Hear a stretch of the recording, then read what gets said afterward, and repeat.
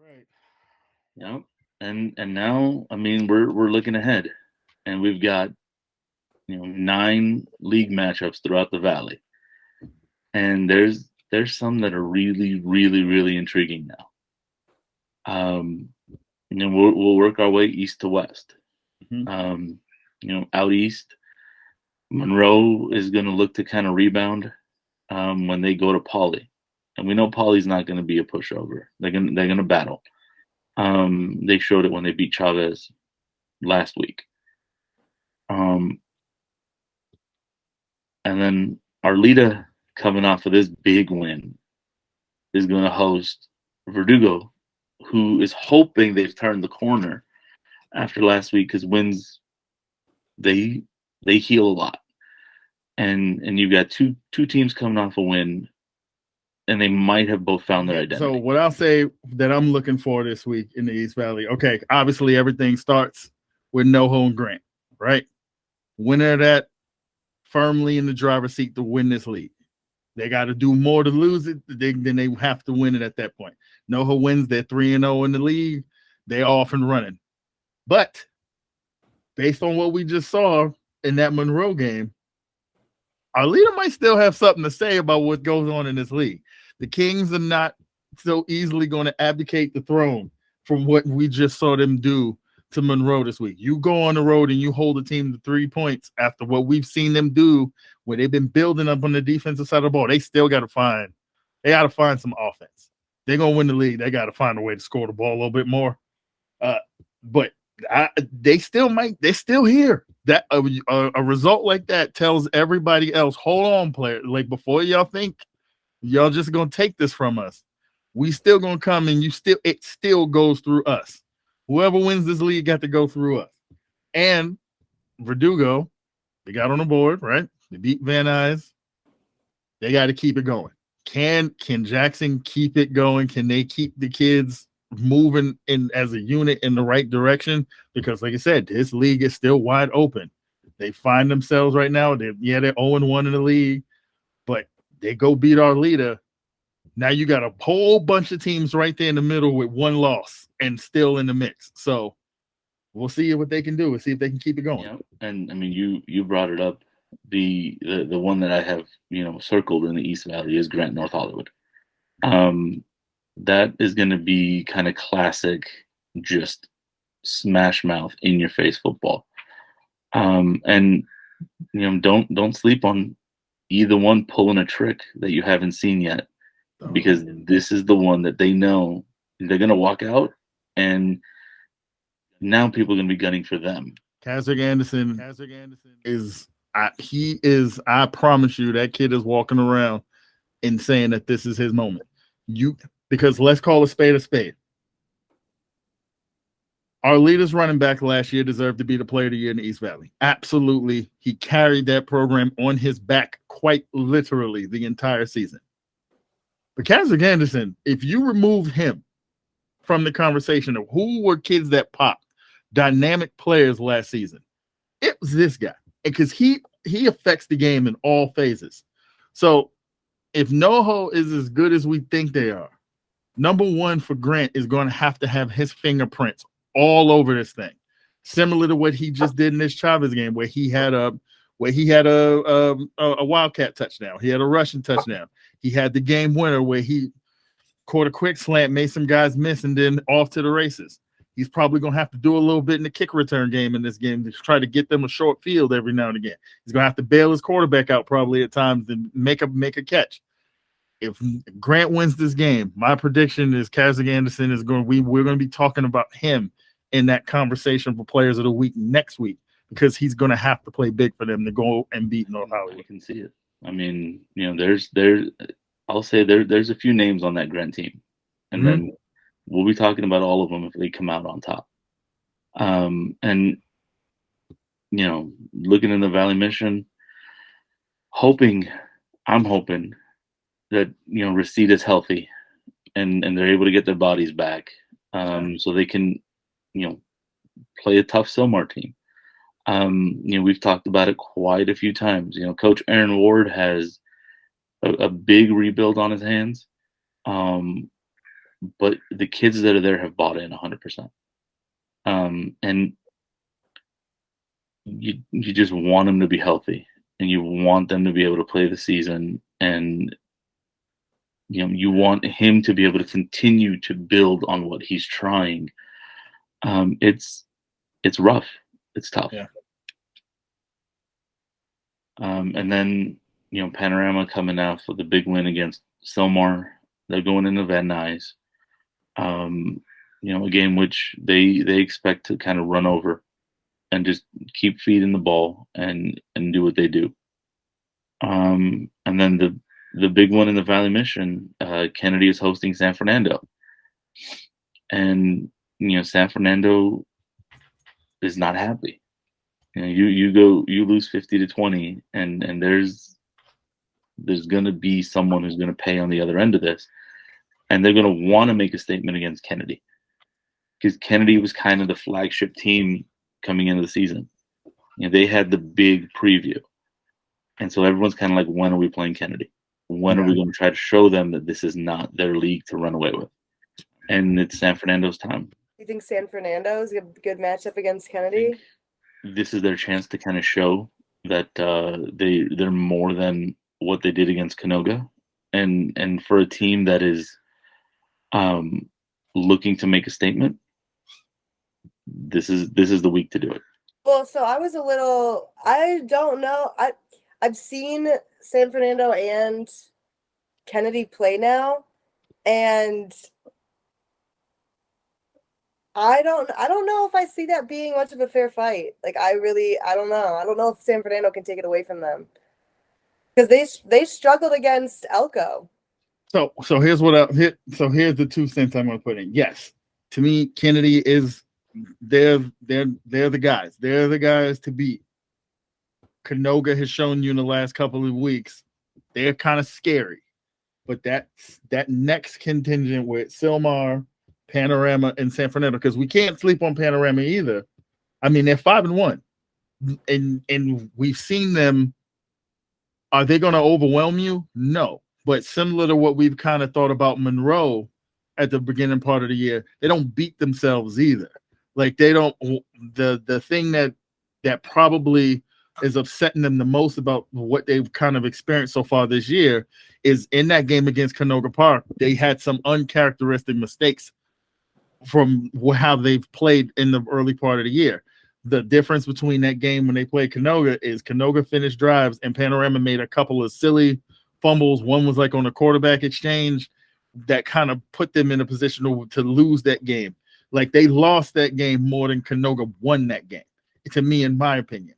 So there's like that next cluster of 3 have an opportunity over the next couple of weeks to kind of show like, okay, that we're capable. Because that's the thing with Kennedy is really good, but have we seen them just run it up on people and beat everybody by 30 points? No, you can stay in the games. Like I said, Chavez, that one-dimensional Chavez team, that score was 14-6 at halftime against Kennedy. And then Kennedy kind of turned it on in the second half because, well, they got outside of that dimension and they threw an interception and then they had the fumble and it all kind of steamrolled from there. But the one thing that Kennedy's going to have to deal with those teams that might be able to challenge him is those teams want to make the game ugly. Like they're not going to let Kennedy just like, okay, all right, here comes number 4 running his pretty little bubble screen, because that's Kennedy's pet pass play. Is number 4 is coming on that bubble screen and he's gonna make a juke, he's gonna make a guy miss, and he's gonna make a 12 to 15 yard gain. Some of these teams are gonna be like, if he comes in here, I'm smacking him. Like now, granted, he's a savage and he's gonna come right back because Cleveland did their best to kill him. Oh, not Cleveland. Cleveland too. Where Granada tried to kill him and he kept coming back. You can't kill him. He won't die. You run him over, he's going to get back up because he's one of the toughest kids I've seen this year. But that's what they're going to deal with. They're going to deal with some teams that are going to be like, okay, Kennedy's supposed to be really good. Let's see. We're going to beat them up a little bit and see if they respond. So does San Fernando have the ability to do that? I don't know, but I also think that 1-5 is fool's gold because they play some tough games in that non-conference. They had some rugged games in that non-conference that kind of set them up to play like Bulldogs when they get in the league. So, I mean, we're gonna see. We're gonna see. They are a mentally rough team too. Like they don't make it easy. I will say that much. From what I did see them do when I watched them, they don't make it easy. They're yelling from the sideline the whole time. They don't care if they get a penalty called on them. dogs. Because if you don't have the skill players to just kind of just go over the top on people, if you know you've got to piece together a ball game, they're gonna tear them out. Yeah, the best way to do that is to just slug, is to come out and just pop the other guys and see who gives first. So I'm sure. I don't know if they expected it coming into the year, talking about Kennedy, that it would be such a slugfest in this year, because you knew Reseda was going to have to rebuild that thing a little bit. Canoga lost a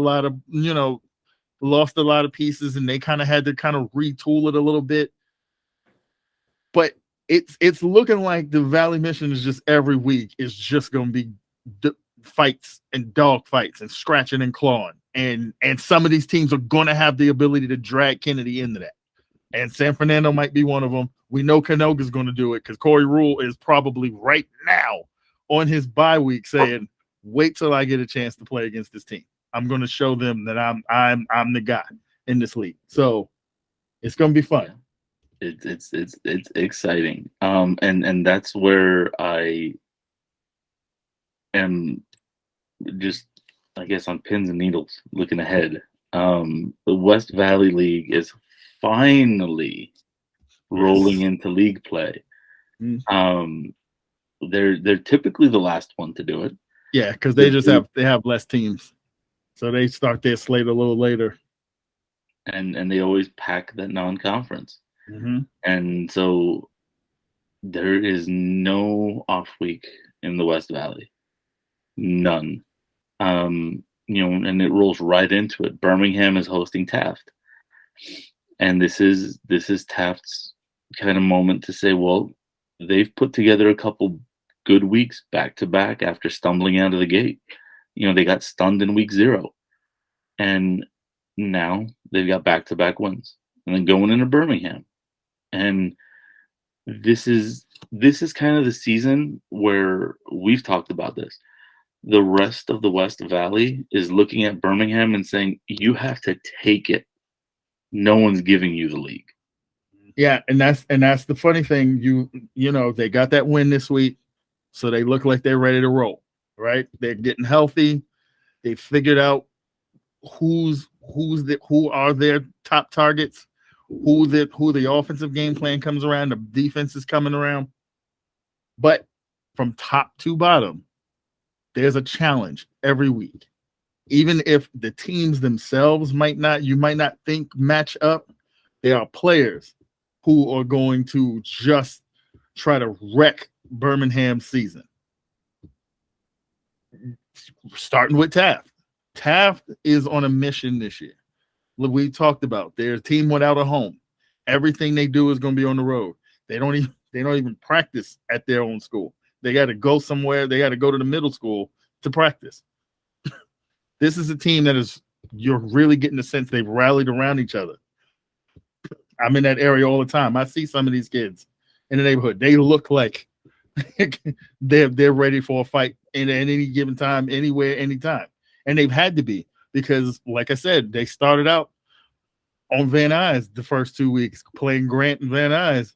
Last 3 weeks, they've had to go. They've been in LA the last 3 weeks. This team knows what it takes to get ready to have tough games every week, because they've had to do it since the season started. So now, imagine you spent the first 5 weeks on the road, and now you get in the league, and the first thing you got to see is Birmingham. They might just be ornery just because of that. Like, okay, nobody's been through what we've been through. You think we scared of y'all? We're coming in here. Okay, yeah, you're supposed to beat us. So guess what we're going to do? We're going to come in here and we're going to try to make a statement.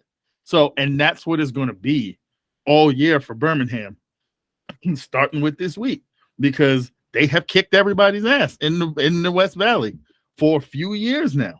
Some of these programs have been gearing up just to beat them because they've had to, because they're the pathway to get to things, other things that you want. I don't think it's any coincidence that 3 of the 4 city championships came out of this league last year, because these teams traditionally have to beat each other up just to get to the middle of this league. So going into this weekend, we got to see if Birmingham's ready to defend, because they're going to have a pissed off team coming in to open up the league. Granada and Chatsworth. Okay, come on. Like, you got Ramo versus the Stanley cousins. And you know the Stanleys are going to want to put on the show because they tired of hearing about the guy with the big calves carrying 4 people on his back. Dijon is like, I don't have to carry people on my back because they're on the ground because I'm breaking their ankles. Oh, and then after I get my 150, I go to the sideline and have some water, and then my cousin is just running through you people. So you got to deal with that. And then the game to me that almost is the most intriguing is now Cleveland has had Tate's loss for the first time. Gunny's got to kind of refocus the troops. And this is a tricky team to have to refocus against, because like I said, I have been ringing the Javen Hall bell since the beginning of the year. I think that kid is smooth. I think Nano Lopez is really good for Cleveland too. But this kid, in terms of just pure skill, he can go out there and he can wreck a game. I've watched this kid get to the top of his drop and just firing darts all over the place. His skilled kids have to catch up to him a little bit, but he's the kind of kid that if they are banged up, Cleveland could find themselves in a real dogfight this week. And you can say that about every team in the West. So I'm ready. Let's do it. That game was left for last on purpose. Because Corey Hall has got to be just chomping at the bit to get back out there and just looking to run people over. And Javen Hall is on the other side. Can you imagine now you've got your strong safety just standing there staring at this quarterback and thinking, you got to throw over me. I dare you. Yep. I dare you. Because Palisades came in and said, oh, y'all think we're going to run the ball? No, we're going to throw it. At first possession out, he almost had a pick, and then when they tried him again, he batted the ball up in the air and picked it off and ended their first drive. So he's going to dare him to throw it. He's going to dare him. So, and I mean, they're going to throw it because that's kind of what they do at El Camino with Javen Hall. Mm-hmm. I mean, they spread it around a little bit, but they throw it, and Corey is standing there, and he's like, "I'm getting me some." And then when they try to run, you've seen it, I've seen it. He creeps up into that box, and he just lays the hammer down. Oh, this kid, man. I don't think I've seen a kid that has that much skill that loves to hit like that. And that's the thing, as special as he is offensively on that side of the ball, I think his value to this team is that he's the tone setter. He will come up and lay somebody out. And it's like, you usually don't see that from a secondary guy who knows, like, hey, bread and butter is line me up on the outside and I'm going to go over the top on somebody. But this kid is such a baller that he's just willing to do whatever needs to be done for that team to win.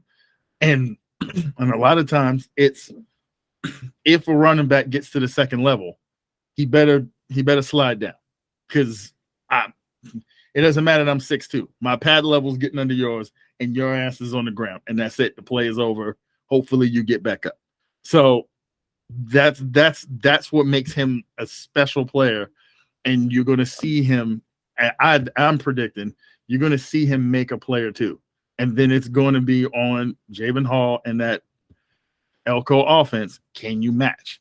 Because, and the thing with Cleveland is, and as much as we're talking about Corey Hall, the engine is Donovan Powell. And that kid, as the season has kind of unfolded, they've gotten real creative in where he gets the ball, because they know that kid also is dynamic. And as soon as you start keying on number 11 too much, number 3 is coming and he can get 150 on you, and you're dead in the water either way. So I'm ready. I'm ready for the West Valley to get going. Every week you're going to have 3 matchups that are all going to be must see, because they're going to all beat each other up.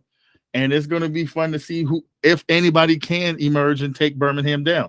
Because one of the problems is, if you're the toughest team and all the crabs in the bucket are tearing each other apart, that also kind of makes it a little easier for you. So then it becomes a matter of, when do you see some of these teams?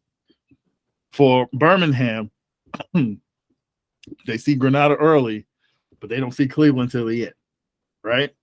For Cleveland, yeah, they've got Elko and Taft before they see Granada. But yeah, that big matchup with Birmingham, we're assuming, could be to see who takes the lead. But there's a lot of football to play before we get there. Yeah. And I mean, the West Valley is probably the one that I look at and I say it's got a favorite in terms of, because of what they've done. But outside of that, it's all question marks. The other leagues are wide open. And this is probably the first time for me in a long time where every Valley league is wide open. And to me, that's the most exciting thing. Like, I'm looking at this week, it's week 2 for most of them in terms of Valley games. Some of them are going to be playing their third because they haven't had their bye yet. But I'm looking at it and I'm like, these 9 games that are sitting here in the city section in the Valley, I'm expecting 6 or 7 bangers. Like, we're going to be sitting here next Sunday, and we're going to be looking at this, and we're going to say, this was the most exciting week of football we've had. Do you anticipate any upsets from any of these teams? Ooh. Because I'm looking at Cleveland's schedule especially, and I'm a little surprised the way that the game ended against Carson. But given the people that they played before, I don't know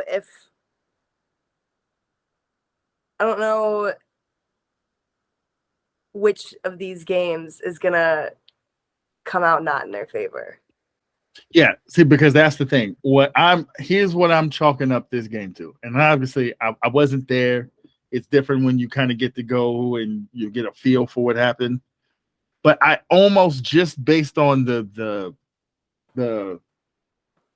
goodwill that they've built up from how they played at the start of this year, you almost want to look at it and say, that was Palisades and Carson. And Carson, they've got some rough boys there. Like, they have that middle, their linebacker, they have a linebacker, running back. This kid is getting 15 tackles a game. He's running the ball all over the place. That's a rough go on a short week when you squoze Palisades in when you should have had a bye. You know what I mean? So to play 2 tough games like that in a span of 6 days, they had some kids get banged up. I think that probably had a lot to do with it. And at some point, you probably call off the dogs a little bit when you know you were about to go into your league schedule. You already got some kids banged up. If I'm gunning in that situation, I'm probably playing some backups just to try to keep bodies healthy. So I'm going to give them the benefit of the doubt. That team is better than getting run up by anybody by 33 points or 43 points. There's no way, all things equal, even if Carson is very good, and they're going to be, when those rankings come out today, they're going to be be well into the top 10 just based on how they played this year. That was a really good team. That was a rough team to have to then see on a short week. So I don't think that's any indication of what Cleveland's going to be in league. But yes, they are on upset alert. They are absolutely on upset alert because Carson has an even record too. Like it's not like they're shutting people out every single game either. So I was surprised. I just think they ran into the wrong opponent on a short week. Styles make fights, and if you get banged up, you can find yourself on a bad end of a score real quick. Oh, absolutely. And they had to take their bye week week 3 because of that forest fire, right? It's not like that was intentional. Yeah, they would have otherwise maybe had more time between these tough teams to to kind of reset. But so it's been a tough go. They've seen Kennedy, they've seen Grant, they've played Canoga. But they beat all those teams. Oh yeah, but it takes a toll. It's you just knowing what we've seen from those teams, like the rounds start to add up like with a boxer where they say the rounds start adding up. Mm-hmm. Those body blows start adding up. Then you go on the road against Carson, and all of a sudden guys are now starting to get dinged up a little bit. So now you see Elko coming in, who are kind of the opposite. Like they're kind of Birmingham too. Birmingham's heating up. They're not getting beat down. Yeah. So I do have Cleveland on a little bit of a upset alert because I just believe in Javen Hall. I believe he can kind of wreck a game. Even he can like I said, he played against Calabasas. It was kind of a mismatch. But even then, you saw him show flashes. He had a 71-yard touchdown on a ball on a rail shot that he threw on the run.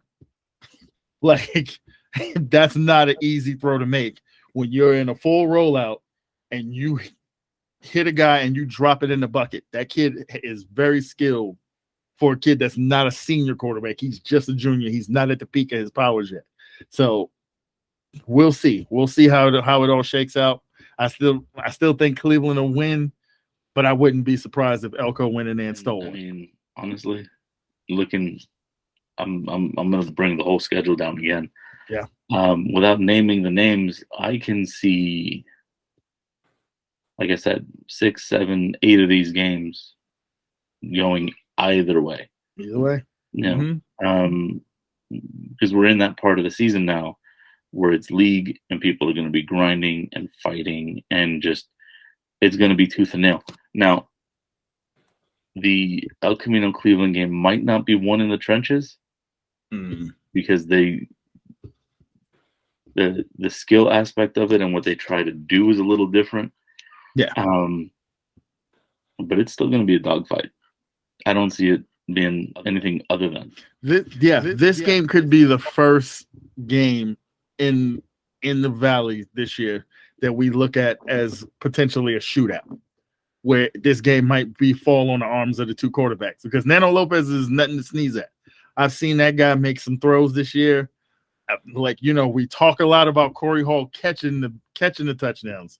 We're not talking enough about the quarterback that's throwing those rail shots up the sideline, dropping them in his arms. I've seen that kid in the Kennedy game convert a 4th and 20 where he went through his progressions, came back to his second read, and then fired a dart for a touchdown. So we got a game with two quarterbacks who can absolutely make plays. So maybe this is the game where we come back and it was 38-35. And then I'd be really confused at who I'm supposed to, I've already been accused of homerism because I'm all about Corey Hall in Cleveland, and I also love Javen Hall. So I don't know. I'm just excited to see what these two teams do when they play. I really want to scope out Cleveland. I need to see them play. Oh yeah.